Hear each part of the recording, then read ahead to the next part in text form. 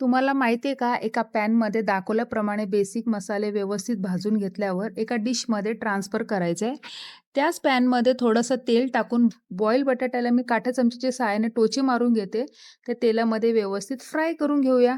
Fry झाल्यानंतर एका डिशमध्ये आपल्याला ट्रान्सफर करायचे. त्याच तेलामध्ये आपल्याला चिरलेला कांदा, आळा, लसूण त्याचबरोबर चिरलेला टोमॅटो टाकायचे. मसाला नरम झाल्यानंतर मिक्सरमधनं काढून घेऊया. एका कढईमध्ये तेल टाकून घ्यायचे आणि जो आपण वाटण वाटलंय तो टाकायचे. धणे पावडर, हळद पावडर, लाल मसाला आणि गरम मसाला टाकून जे खडे मसाले आपण गार करत ठेवलेले ते आपल्या भरडसर मिक्सरमधनं वाटून घ्यायचे आणि 2 ते 3 चमचे टाकायचे. त्याचबरोबर मीठ, कसुरी मेथी आणि घरची फ्रेश क्रीम टाकायचे. मिश्रण व्यवस्थित एकजीव करून झाकून 5 मिनिटाची वाफ द्यायची. तेल सुटायला लागले की त्याच्यामध्ये जो आपण आलू फ्राय केला ना तो टाकायचा. परत 4 ते 5 मिनिटासाठी शिजवायचे. बघा किती सुंदर असा कलर आलेला आहे. चला तर मग ह्याच्यावर मस्तपैकी कोथिंबीर चिरून घेऊया आणि आपल्या स्टाईलने प्लेटिंग करून घेऊया.